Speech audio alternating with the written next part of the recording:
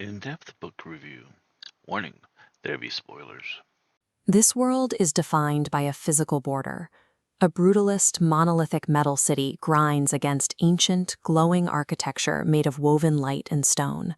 The technocracy runs on hyperlogical cybernetics, while the magistrate operates through magical ritual. They speak different languages, but they produce the same result. Both empires use their doctrines to justify perpetual conflict and the classification of civilian death as acceptable collateral. To end this stalemate, Edric Strickland built Athena. She is a biological weapon, designed to infiltrate the magistrate and execute their counsel. This diagram shows the control nodes Strickland installed in her nervous system. He engineered her biology so that following his orders triggers a physical sensation of paternal warmth and love. By making obedience feel like a biological reward, Strickland turned obligation into a mechanical control. He built a system that uses love to bypass the need for consent. Athena deploys with a single objective: reach the magistrate leadership and terminate their chain of continuity. The mission follows the technocracy's core logic. They believe that a precise strike on leadership makes the resulting civilian deaths a secondary infrastructure problem. To ensure her compliance, Strickland installed a failsafe.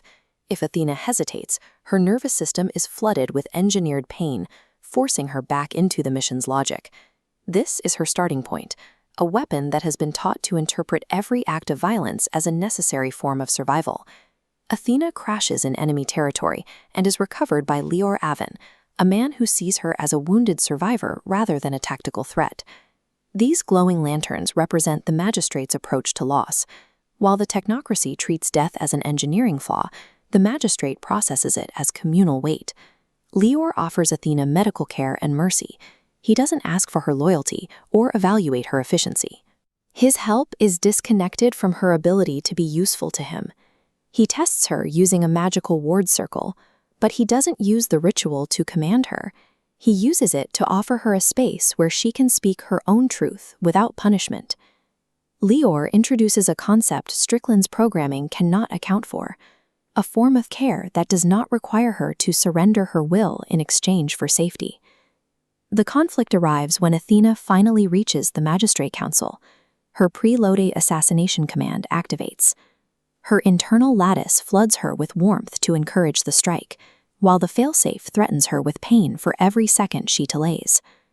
Leor steps into the path of the strike, unarmed. He offers his life to give her a final chance to choose a different path. The strike connects. Athena kills the only person who treated her as something other than a tool.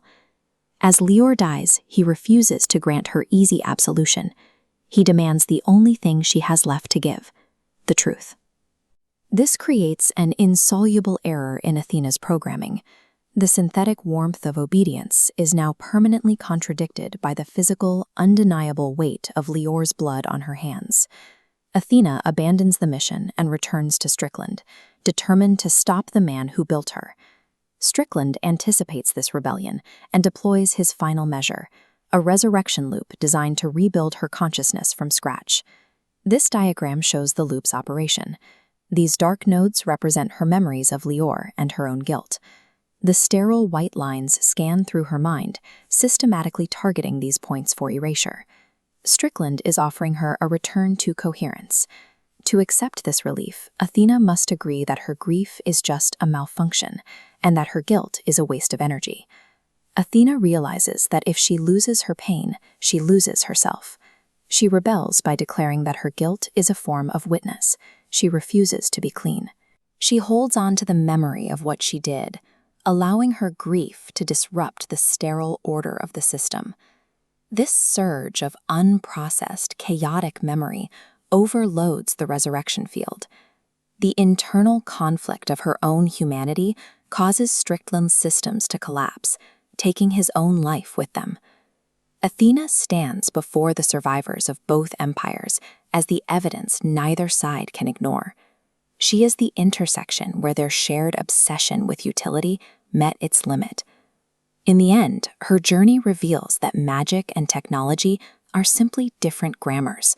The real struggle is choosing the heavy obligation of the truth over the comfort of an assigned purpose.